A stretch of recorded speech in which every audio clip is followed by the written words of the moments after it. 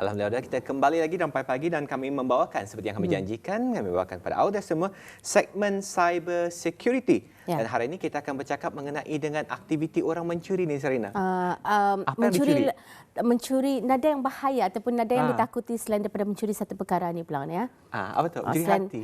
Bukan mencuri hati. Bukan mencuri hati. Bukan mencuri hati. Maklumat peribadi. Maklumat peribadi. Hati boleh dicuri tapi maklumat peribadi kita ni harus berjaga-jaga. Hari itu yang akan dibincangkan hari ini. Betul. Macam mana kita ni apa-apa yang boleh kita ni lakukan untuk memelihara data-data dan maklumat-maklumat peribadi yang penting daripada dicuri. Jadi satu topik yang cukup penting sekali kepada bis kita semua, pastikan teranah hadapan kaca TV kami akan membawakan sama-sama membincangkan mengenai dengan isu ini. Bagaimana maklumat anda boleh dicuri di segmen cyber security hari ini. Kita berbesar hati ni, Sarina. Ya, kehadiran tetamu kita yang mulia Puan Siti Khadijah binti Haji Ismail, pegawai analisis security analysis dari Cyber Security Brunei. Assalamualaikum dan selamat datang. Waalaikumsalam warahmatullahi wabarakatuh. Alhamdulillah. Ni topik ini sudah nyorang terun bunyinya. Bagaimana maklumat anda boleh dicuri? Barangkali untuk mukadimah dapat diperjelaskan dulu topik ini. Okay. Bismillahirrahmanirrahim. Assalamualaikum warahmatullahi wabarakatuh dan salam sejahtera pada Tuan Dini, Puan Sarina dan para penonton sampai pagi pada hari ini. Alhamdulillah segmen Cyber Security Brunei bersiaran lagi pada hari ini untuk membincangkan topik yang berkaitan dengan ancaman-ancaman jenayah cyber. Pihak Cyber Security Brunei juga ingin mengucapkan ribuan terima kasih kepada pihak Rampai Pagi Radio Television Brunei di atas jemputan wawancara Rampai Pagi pada hari ini dan memberikan peluang kepada pihak kami CSB untuk mengkongsikan dan memberikan lagi isu semasa pelbagai isu semasa mengenai ancaman-ancaman jenayah cyber yang berlaku pada masa ini. Seperti yang kita sedia maklum, pada masa ini kita berada di dalam dunia zaman digital. Yes, dan internet memainkan peranan yang begitu penting dalam kehidupan kita ni seharian. Terutama sekali situasi COVID-19 ini. Yang banyak memberi perubahan yang begitu ketara sekali terutama sekali kita ni ada masa ni pembelajaran dalam talian. Online learning, and then penggunaan aplikasi BruHealth, and then panggilan video call, and then pesanan dalam talian dan sebagainya. Keselamatan cyber juga harus kita ni ambil kira kerana ianya sesuatu yang bersifat dinamik dan sentiasa boleh dieksploitasi oleh pihak-pihak yang tidak bertanggungjawab dari masa ke semasa. Jadi mendengar perkataan pengeksploitasian dan juga jenayah cyber ini bersifat dinamik itu merijap je bunyinya. Jadi maksudnya ada sajatah idea ataupun akal muakal orang ini untuk menyalahgunakan dan mengeksploitasi kemudahan ICT ya. Saya cukup tertarik sebenarnya Puan, seperti yang dikongsikan tadi oleh Puan, disebabkan oleh COVID-19 sebenarnya tadi kita melihat orang perubahan dari segi lanskap bukan hanya dari segi pendidikan tetapi dari segi cara tadi berhubung antara satu dengan lain, cara tadi melakukan pelaksanaan perkhidmatan, pemberian perkhidmatan dan sebagainya. Jadi mungkin kalau boleh diterangkan dengan lebih lanjut lagi, bagaimana sebenarnya maklumat ini boleh dicuri? Antara pertanyaan yang sering ditanyakan oleh pihak umum kepada pihak BRUSET adalah bagaimana maklumat ini boleh dicuri. Maklumat ketanya ini. Okey. Jadi di sini kami kongsikan cara-cara bagaimana penjenayah cyber ini boleh mencuri maklumat ketanya tersebut. InsyaAllah sesi Rampai Pagi pada hari ini saya akan meliputi lagi apa dia maklumat-maklumat yang berharga kepada pemangsa. And then bagaimana maklumat-maklumat ini boleh dicuri dan seterusnya cara langkah berjaga-jaga macam mana supaya kita ni lebih berwaspada lagi dan juga terakhir sekali dikongsikan butiran lanjut bagaimana cara melaporkan dan menghubungi pihak BRUSET ataupun pihak CSB jika anda menjadi mangsa kepada apa jua jenis jenayah cyber. Baik, mungkin terus saja kepada intipati perincian maklumat yang bakal dikongsikan. Apa sebenarnya yang dimaksudkan dengan jenis-jenis maklumat yang berharga kepada si penggodam ataupun si hackers ataupun si pencuri maklumat ini. Okey, seperti yang tertera di skrin TV adalah contoh jenis-jenis maklumat peribadi seperti alamat rumah, nombor kad kredit ketani, nombor telefon ketani jua, email address ketani, nama penuh ketani jua. Dan maklumat kesihatan. Maklumat kesihatan maksudnya ada rekod-rekod kesihatan ketani kan. Itu juga berharga untuk ketani. Dan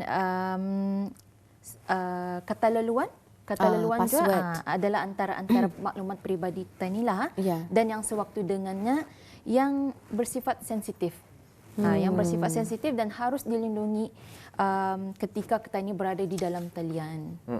Mungkin boleh diterangkan Puan. Huraikan. Tadi ada diberitahu di antara maklumat yang berharga yang boleh dicuri seperti alamat rumah, nombor kad kredit. Mungkin ada yang tertanya-tanya, apa sebenarnya motif ataupun tujuan sebenar mengambil ataupun mencuri maklumat-maklumat ini? Motifnya, selalunya diorang boleh buat apa saja yang diorang maulah. Maksudnya tu penjenayahan ni lah boleh mengambil data ketani untuk memakai sekiranya ia akan ketani ada mengisi ketani punya credit card number. So ia boleh pakai kan credit card number ketani untuk kalau ia verification online untuk ia membuat online shopping ia boleh pakai juga ketani punya credit card number. Hanya ada sudah terjadilah dan memang ada terjadi di Brunei juga. Kadang-kadang contoh saja kita ni lupa kita ni punya ataupun selalunya kita ni menelefon perbankan kita ni perbankan pribadi kita ni. Baiknya sebelum kami memberi akses untuk menyatakan menunaikan apa yang puan maunya boleh boleh dulu sahkan dan jawab soalan beberapa soalan kami. Betul. Alamat puan di mana? Siapa nama ibu puan? Contoh tu.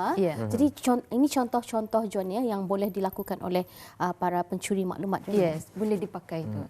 Jadi di sini nampak sebenarnya soalan-soalan yang diajukan ini memang penting sekali. Rasanya ini yang mungkin kalau ada sebilangan kita ni mungkin kurang faham sebab kenapa soalan-soalan ini ditanyakan. Kadang-kadang kita ni bila menelepon sesetengah contohnya saja bank ataupun apa-apa saja yang tadi memerlukan verifikasi. Jadi kalau si pemanggil ni kurang faham jadi boleh menimbulkan rasa tidak keselesaan ataupun menimbulkan rasa kemarahan kita ni Tapi ini jelas sebenarnya itu adalah salah satu cara sebenarnya penonton untuk pihak-pihak yang tertentu ni memelihara maklumat kita ni daripada dicuri ni Puan.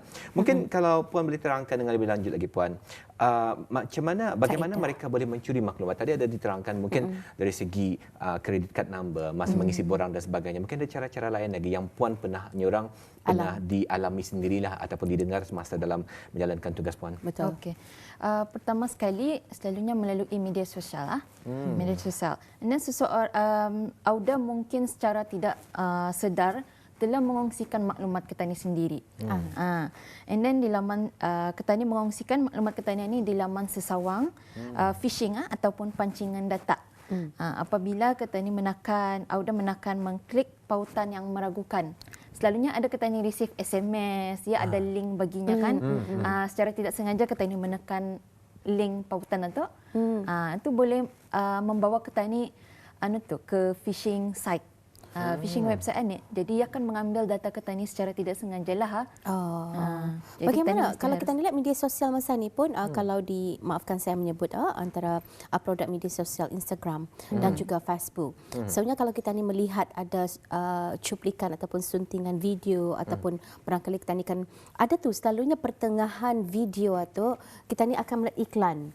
Jadi apabila kita ni mengklik iklan umpamanya iklan perniagaan adakah sama je tu ia akan boleh menarik kita ni ke site phishing itu dan ia boleh menarik maklumat kita ni ataupun macam mana? Indah semestinya. Jadi kita ni harus verify dululah. Kalau boleh kita ni verify dulu apa nama Instagram tadi, Facebooknya tu. Kita ni cek dulu. Kalau boleh kita cek dulu siapa orangnya. Kita ni verify saja dulu. Kalau usulnya meragukan lari saja dari keluar daripada website tersebut. Yang kedua juga melalui kenalan ketani sendiri, kenalan Auda sendiri.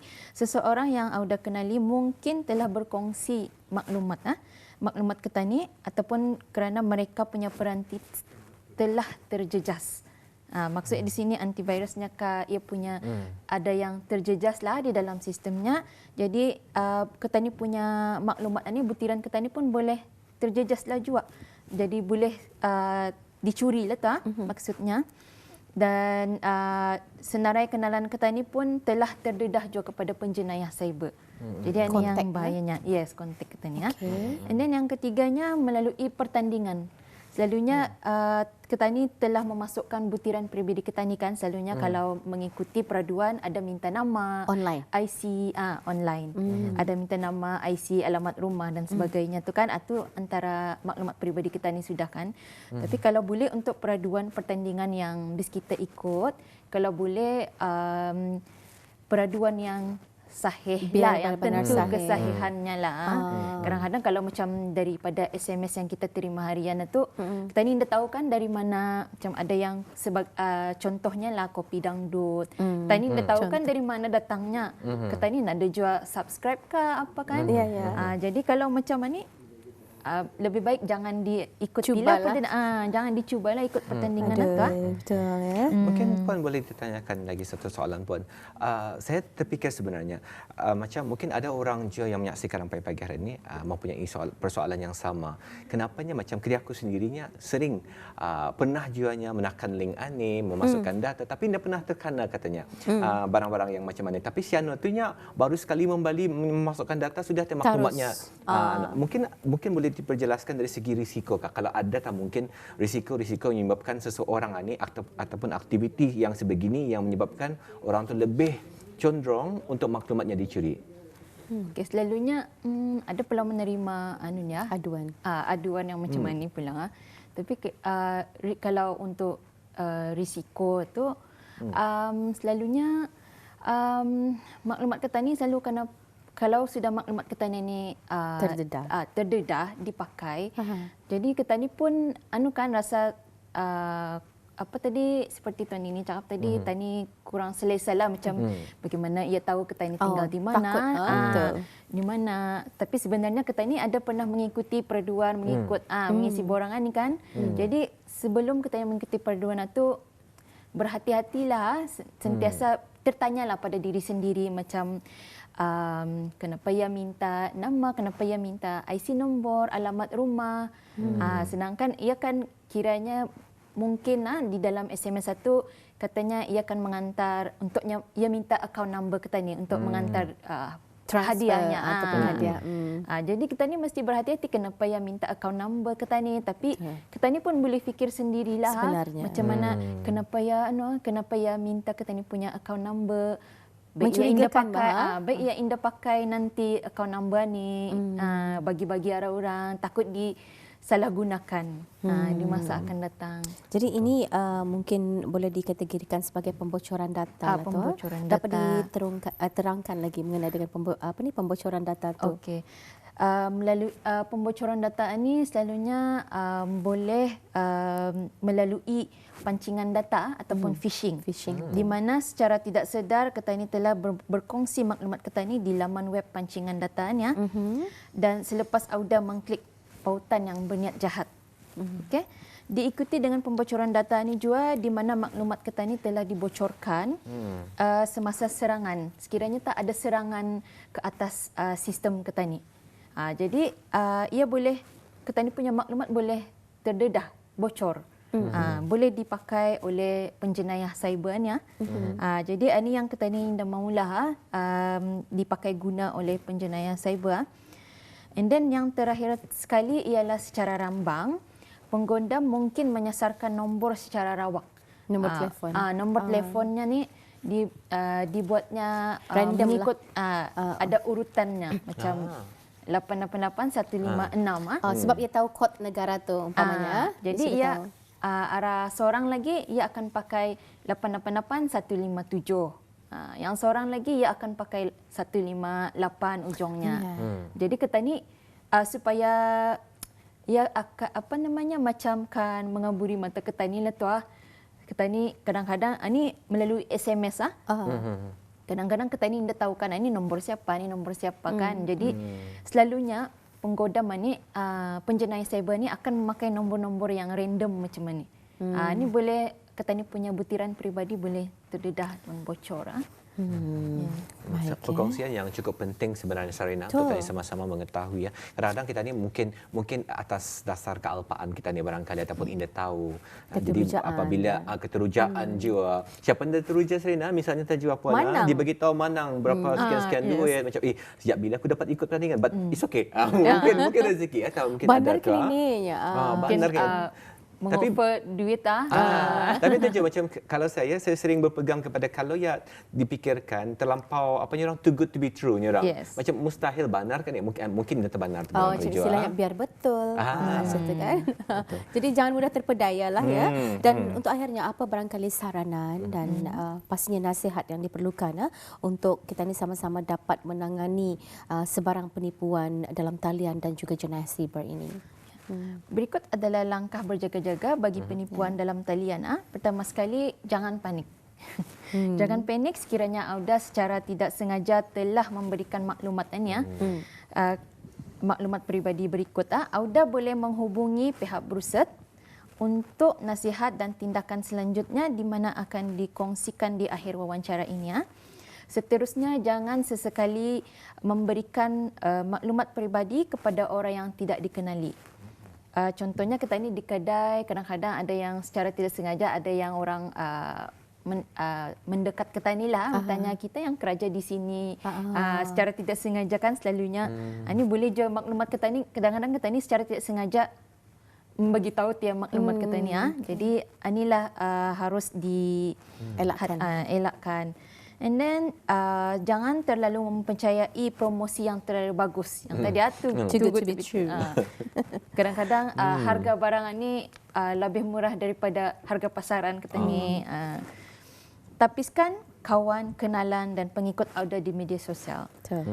Tetapkan profil media sosial Auda kepada private. Kalau boleh media sosial kita ni buatlah ke private. Yes. Dan yang paling penting jangan klik pada pautan yang mencurigakan. Betul. Rasanya bukan saja ni Puan, bukan saja maklumat yang diberikan secara langsung, tapi mungkin menggunakan media sosial seperti yang dikongsikan tadi. Kadang-kadang kita menggunakan contohnya saja Instagram dan sebagainya, check in di rumah, nampak lagi alamat apa semua. Mungkin itu salah satu je barangkali Puan. Baiklah Puan, mungkin kita telah pun tiba sebenarnya ke hujung segmen kita hari ini. Jadi soalan yang terakhir yang kami boleh ajukan kepada kita Puan, mungkin kita boleh berikan maklumat pada orang ramai yang menyaksikan macam mana untuk menghubungi pihak BIS kita jika mempunyai mungkin ada persoalan ataupun keraguan dan sebagainya untuk ditanyakan kepada pihak BIS kita. Okay. Berikut dikongsikan cara untuk melaporkan jika sekiranya Auda adalah menjadi mangsa kepada jua pelbagai ancaman cyber ni, jenayah cyber. Auda boleh menghubungi kami melalui email kepada reporting@bruset.org.bn. Talian hotline kami 245-8001 yang beroperasi selama 24 jam. Dan talian kami juga ada 717-0766 bagi pengguna WhatsApp. Kadang-kadang ada yang malu untuk menelefon kami. Boleh WhatsApp kami juga di talian 717-0766. Untuk maklumat lebih lanjut, orang ramai boleh melayari laman web rasmi kami Cyber Security Brunei di www.csb.gov.bn. Dan maklumat lebih lanjut mengenai keselamatan cyber boleh didapati di laman sesawang kami juga, Secure Verify Connect di www.secureverifyconnect.info, di mana laman web tersebut adalah inisiatif daripada pihak Bruset yang bertujuan untuk meningkatkan kesedaran dan keselamatan melayari internet dan keselamatan maklumat di kalangan masyarakat Brunei terutamanya. Alhamdulillah ya. Jadi terang dan jelas penerangan daripada tetamu kita memberikan pencerahan juga macam mana sebenarnya maklumat kita ni tu boleh kena curi, dan apabila ia sudah sampai ke tangan mereka ataupun individu yang bertanggungjawab boleh saja mendatangkan kemudaratan dan ketidakselesaan dalam kehidupan kita ni ya. Dan untuk Puan Siti Khadijah, terima kasih kami ucapkan. InsyaAllah 2 minggu ke depan akan ada lagi ni segmen Cyber Security Brunei ni. Pastinya tajuk ataupun topik yang dibawakan nanti pun masih lagi ada relevan dan kaitannya dengan kehidupan kita ni. Jumpa lagi. Assalamualaikum. Waalaikumsalam warahmatullahi